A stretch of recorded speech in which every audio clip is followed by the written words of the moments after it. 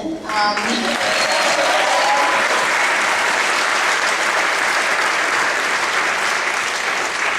And I wanted to take an opportunity to, they asked me if I would do a talk back. You can leave if you want to. Please, if you have other things to do, please go on if you want. But I wanted to just get an opportunity to say, I guess, a few things about this show and then take any questions if there are any. Again, this is my cast.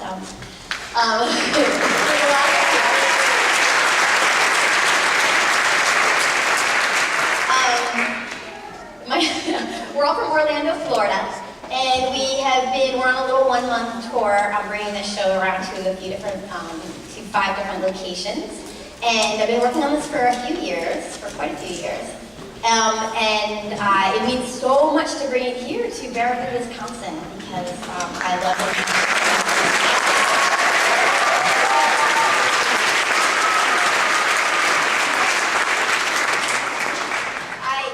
So much the work that the International Crane Foundation does. I think it's an absolutely extraordinary work. I think the biologists that work with the Eastern crane, the whooping crane Eastern flock, the experimental reintroduced flock is absolutely extraordinary project that's been going on for, I don't know what, 20 years more.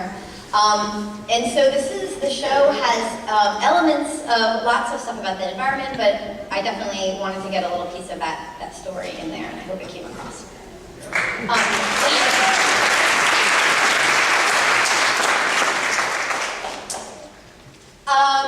What else? Do you have any questions? What can I say about it? Yeah. Sorry? We just came from Vermont because there's a puppet festival going on there that Eric Bass put together. So we did 2 different locations in there. And then next week we're going to be going to Providence, Rhode Island to the RISD Auditorium for part of First Works, which goes on there. And then we're going to go to Maryland, the University of Maryland. That's my father's alma mater. And we're going there, and yeah, so that's going to be a 1-week residency that we're there in Maryland. That's pretty exciting.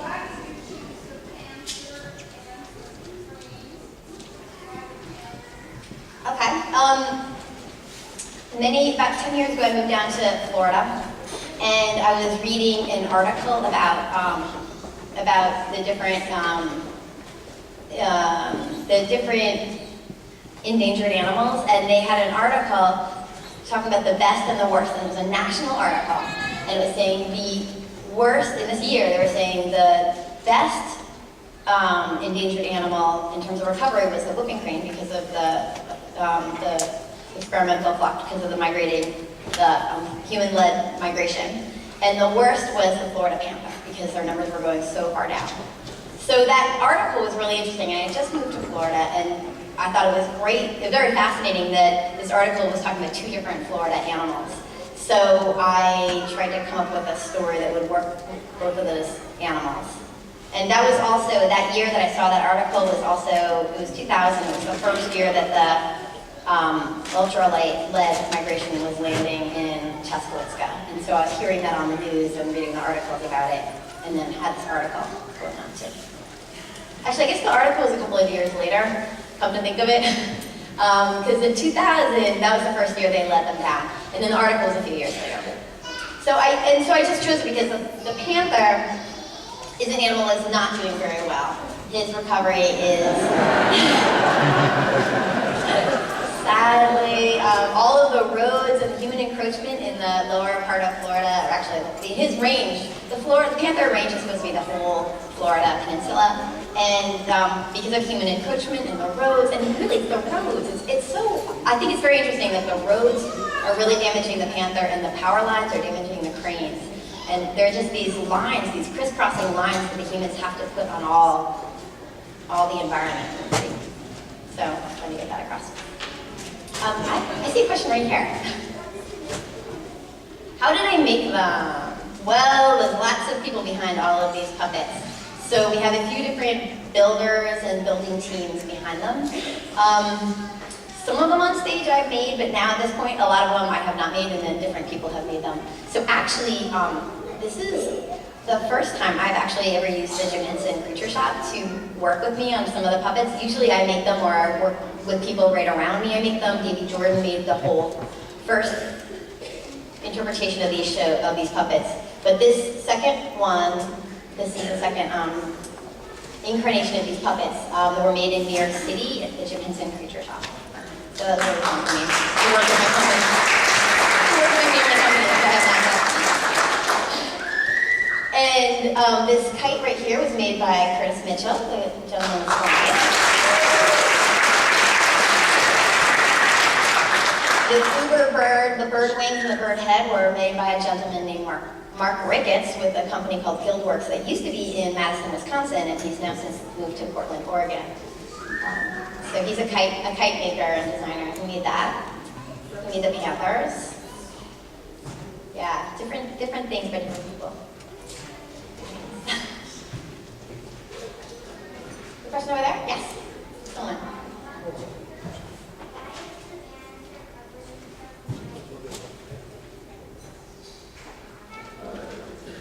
Okay. Why is he a skeleton? Okay. I had this whole theory about how the animals are very in touch with their environment, and the humans are not as in touch with the environment. So I made the panther. When I was looking at lots of images of the panther's environment, I was actually looking at a lot of the Florida Everglades and these fields of sawgrass. And then just looking at other kind of, even like the sandhills here in your area, the kind of grassy mounds looked a lot like a panther body or panther fur. So I wanted to try to make the animal look like it's part of its environment. So the thinking behind it was that the crane is actually very connected to the air element in the air, and the panther was very connected to the earth. Because we do a little dance of the 4 elements in the beginning, and it's earth, air, water, fire. And we used to have 2 other characters that were related to fire and water, but we took them out of this show. They'll come back in later. It was a fish and an alligator, and then they got deleted in one version of the show. What was that? Okay, there's a hand over there.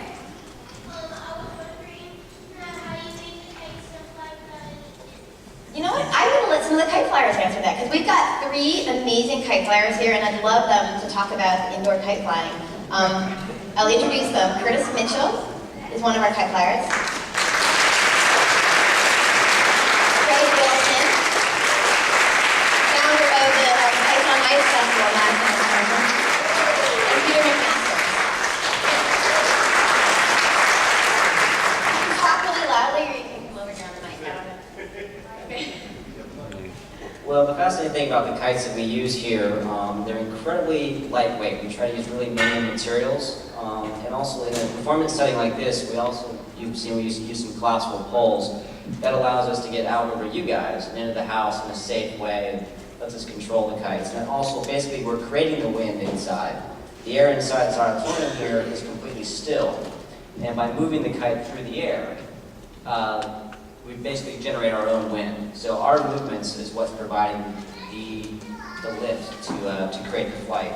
And the kites we use at the end of the show, during the finale there, are actually quad lines. So we can actually do almost like kite helicopters in a way, because we can move them in any direction, up or down, left or right, just by adjusting the angle of the pitch. So it's really about the design of them, and then moving them through the air. Because inside the air is stationary, we move the kites through the air.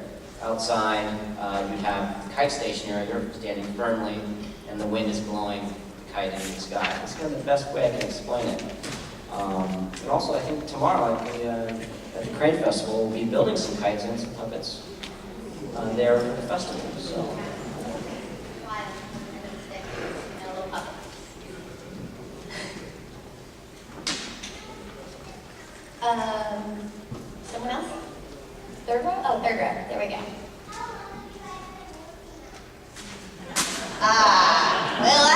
working on it for a long time. 10 years, no, not 10 years, maybe like, when was Kites on Ice? You were there with 05, so maybe for 5 years. That was, I had brought a very, just some animations to Kites on Ice, to Craig Wilson's Kites on Ice in Madison, Wisconsin, and had done a little, like 2 little 5-minute pieces. And that weekend that I did your event was the first weekend that I came to visit International Crane Foundation as well. They were closed to the public, but they let me in, and it was really nice of them. It was winter. Yes.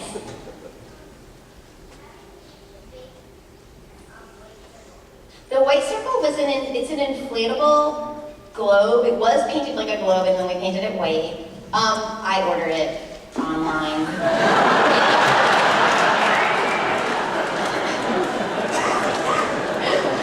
Get anything online. Okay, 2 girls back there. Really loud. How long have you been showing it? Well, I think what's been happening is I have other jobs and other projects going on in my life.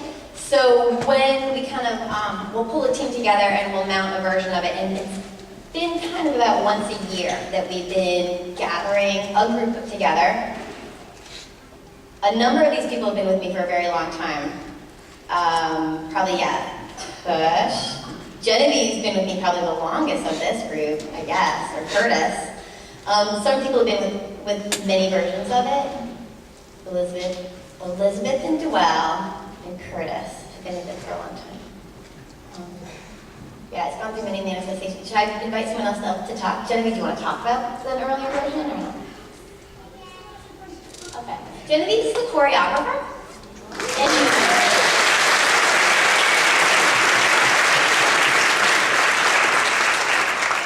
And after we tried a couple of very kind of small versions of it, just like samplings of ideas, then I asked Genevieve if she would, if I could work with her dance company, Voce Dance, down in Orlando, Florida. And it was a real collaboration just between me, and I gave her the puppets and the props, and her dance company.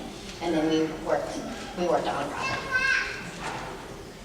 Oh my gosh, yes. I'm sad. There's more than the people on this stage. We have amazing people that are with the show, which is Frank Ramirez, he's at our stage manager. He's brought all the people together. And then Tori back here is amazing, and she's our production manager.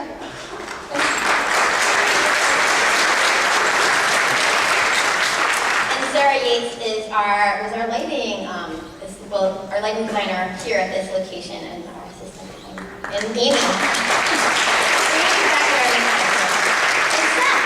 We have a local person, not really local, he's from North Dakota.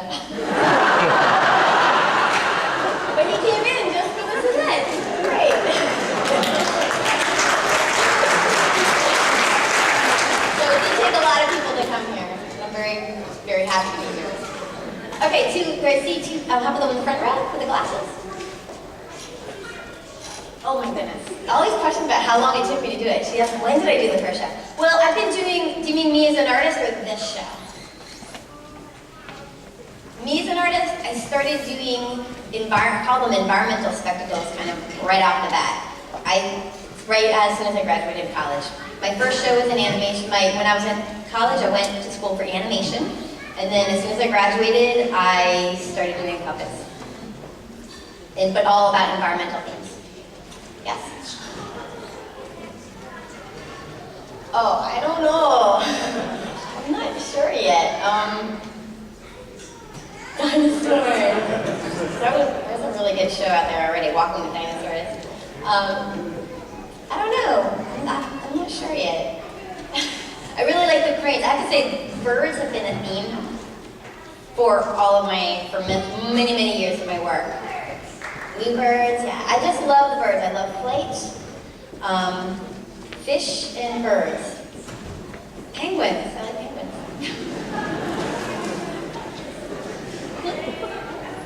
Okay, way in the back. My son wanted to know how the lights, or how the eyes light up, and how the lights on question about the lights lighting up, the eyes lighting up. They're gems. They're little cut glass gems, and so they just, that's it. The light from the theater catches on them, and then they reflect back. And I didn't catch your second question. Oh, they're Tori. You can ask Tori put those together. They're just headlamps. They're headlamps that we stuck on there and turn them on.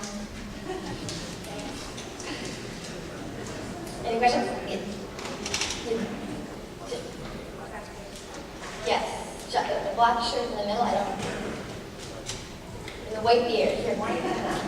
Well, we'll point to you.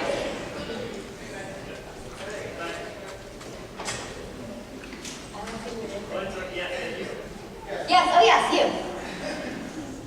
My wife and her sister were the ones that painted the buffalo at the Panther and Crane Foundation.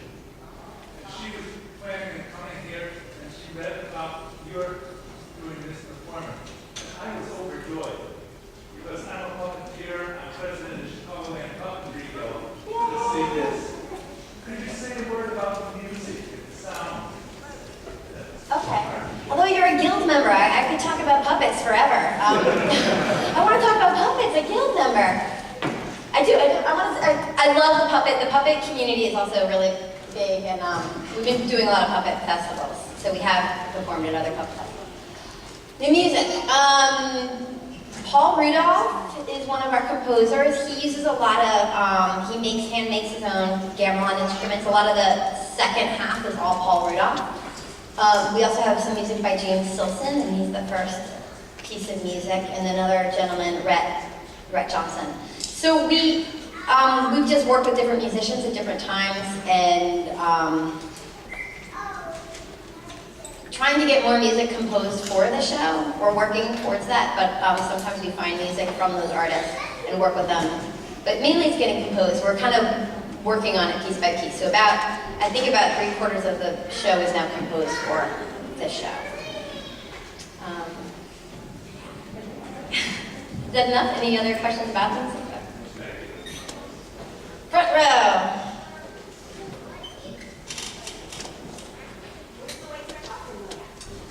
Well, when I ordered it online, it was a globe, and it had images of the continents on it in the show.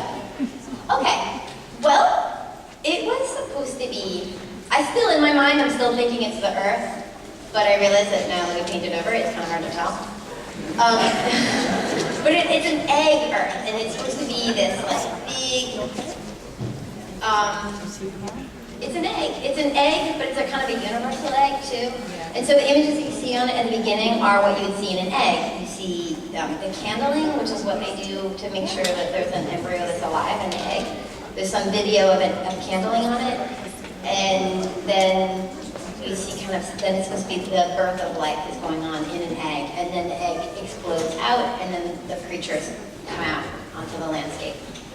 So it's an egg, but it's kind of an egg, it's a universal egg, because not only can cranes come out of it, but also panthers and humans, and all of life springs forth out of this egg.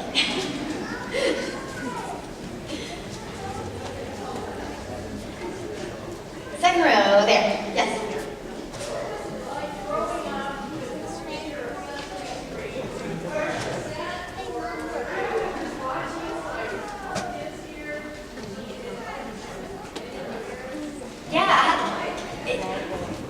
It was a really great childhood, and actually today is opening, the Fantastic World with Jim Henson is opening in Chicago, and if anyone can go there, I highly recommend it. It's a touring exhibit on my father's artwork, and it's a lot of his original sketches and prints and ideas, and then they have the artwork and then the puppet and some video of it. It's a beautiful exhibit.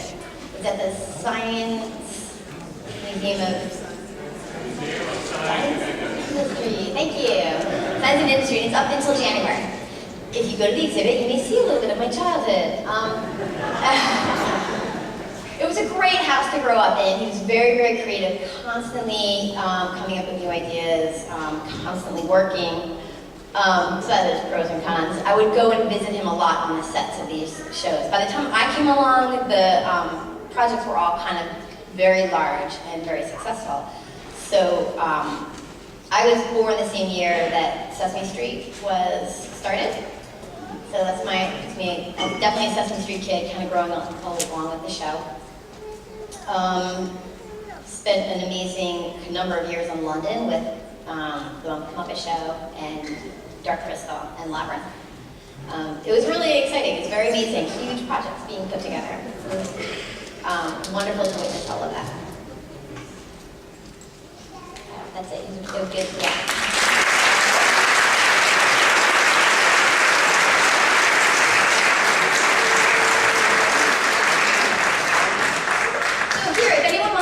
The puppets, we're going to have them, we'll bring the Panther and the Crane down here, and you can see the puppets up close if you want. Thank you very much for coming.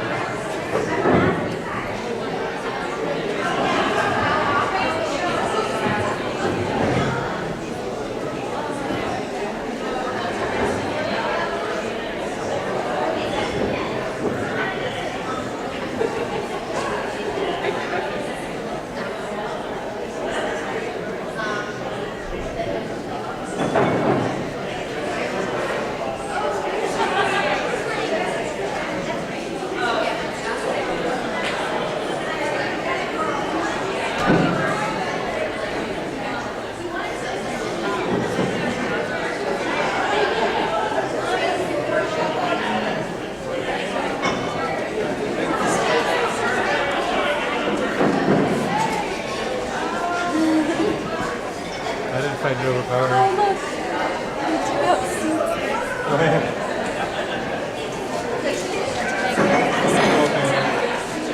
Yeah?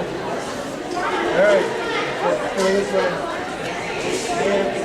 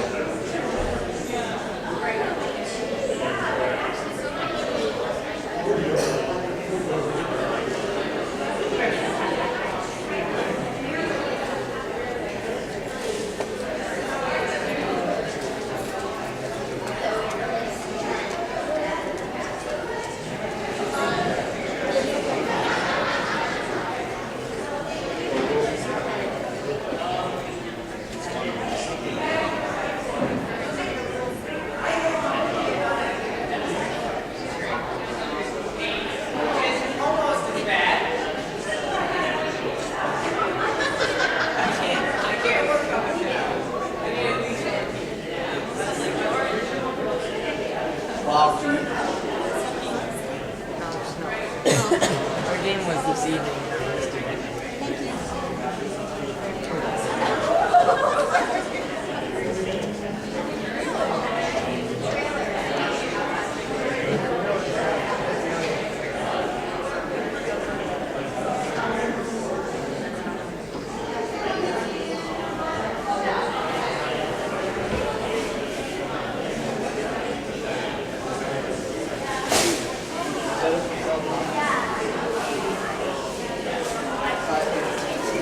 We would have been doing a charity event. We gave all our popcorn out for free this, but we didn't have any bags.